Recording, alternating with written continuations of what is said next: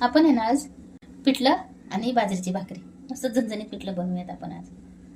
तर त्यासाठी पिठल्यासाठी आहे ना 1 वाटी बेसन घेतलं मी, थोडंसं अद्रक घेतलंय, थोडंसं लसूण घेतला, 1 टोमॅटो, 1 कांदा आणि हिरवी मिरची, कोथिंबीर एवढं साहित्य घेतलंय. मग आता मस्त झणझणीत आपण पिठलं करूयात. आता हे आहे ना आपण सगळं धुवून घेऊयात अगोदर. अद्रकचे सालं काढून घेतल्यात आणि कोथिंबीर, टोमॅटो हे आपण धुवून घेऊयात पहिलं. असं धुवून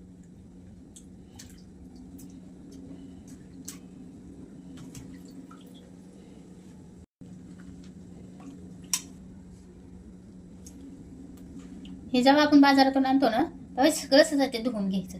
कारण आहे ना कुठं पण लोळलेलं असतं, इकडं तिकडं लोळलेलं असतं. मग ते आपण धुवून घेतलं ना तर ते बरं वाटतं मग तेवढंच, नाही का. हे बारीक चिरलेला अद्रक टाकूयात आपण याच्यात. चांगलं 9-10 लसणाच्या पाकळ्या टाकून घेऊयात आपण याच्यात.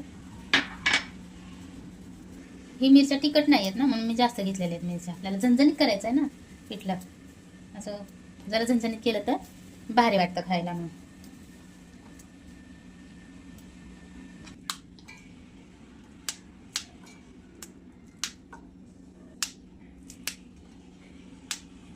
आणि थोडीशी कोथिंबीर थोडीशी बारीक अशी करून टाकायची ह्याच्यात.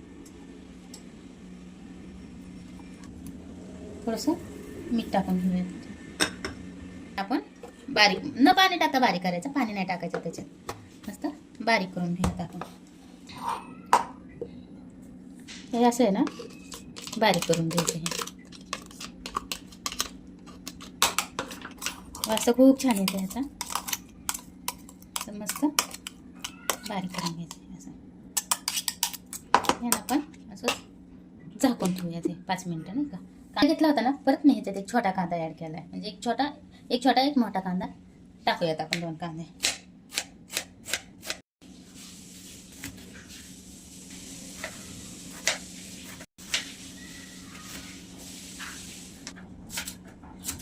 हे कवळे आहेत ना दांडे, म्हणून दांड्यासहित घेतले कोथिंबीर.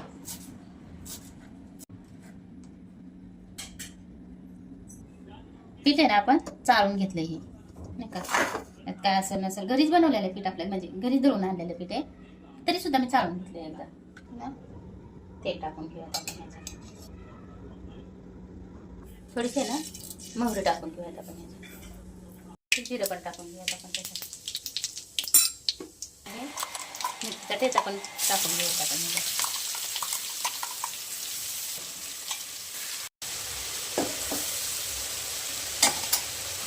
कांदा टाकून घेऊया. कांदा जरी जास्त टाकला, जास्त कांदा टाकल्यावर चव येते चांगली बेसनला. मुद्दाम मी जास्त कांदा टाकला त्याचा.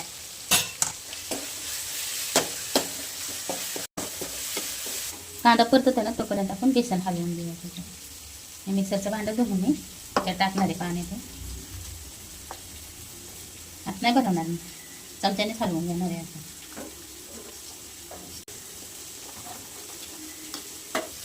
शिजून झालं आपला परतायला आहे, त्याच्यात त्याला टोमॅटो टाकून घेऊयात आपण.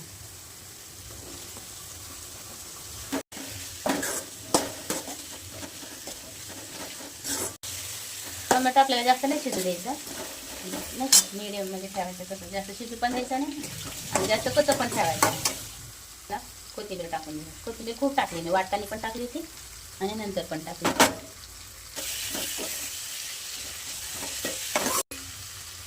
हळद टाकून घेऊया. 1 चमचा हळद टाकून घेऊ. थोडंसं मीठ टाकून घेऊया. कारण मग वाटताना पण मीठ टाकलं होतं ना मी, खराब नको व्हायला.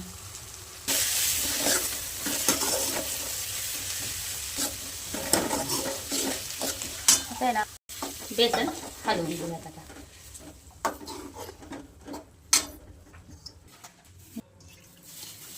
टाकून घेऊयात आपण अजून पाणी ॲड करूया.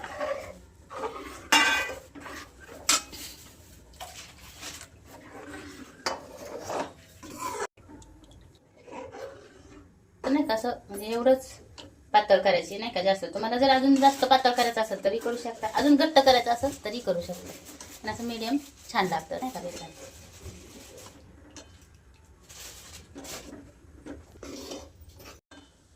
असं मस्त इतकं पातळ करायचं बेसन.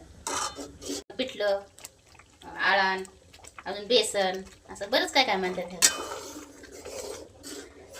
2 मिनिटांनी आपण झाकून ठेवूया ते.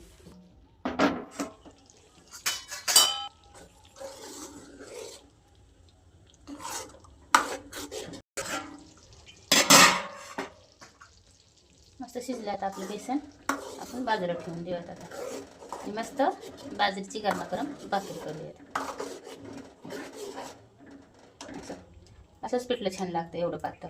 याच्यापेक्षा पातळ पण नाही करायचं आणि याच्यापेक्षा घट्ट पण नाही करायचं.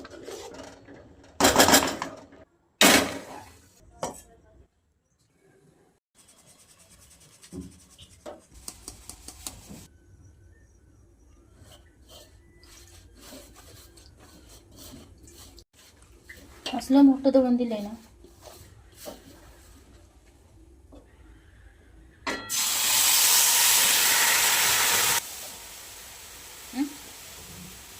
म्हणजे असं मोठं मोठं दळून दिलंय ना.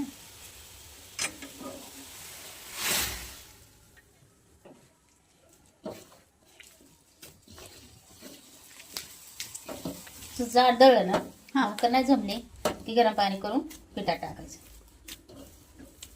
म्हणजे पीठ चिटक म्हणजे असं चिकट होतं आणि भाकर येते मग आपल्याला बनवता व्यवस्थित.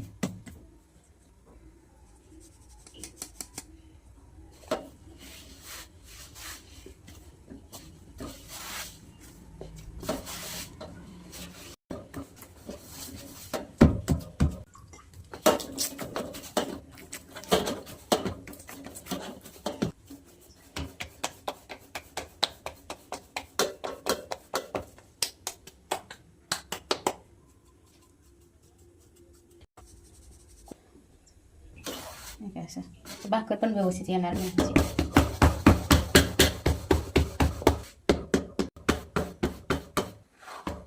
पातळ भाकर करायची, मस्त होते पातळ केल्याने. असं सगळीकडून पाणी लावून घ्यायचं, पांढरं नाही राहायला पाहिजे.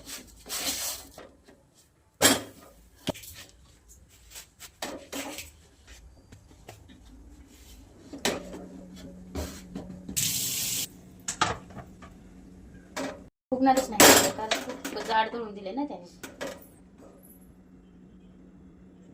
फुगणारच नाही भाकर अजिबात.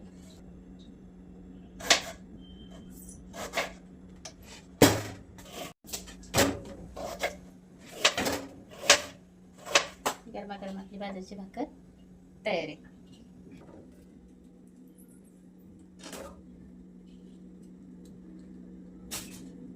गरमागरम पिठलं बाजरीची भाकरी.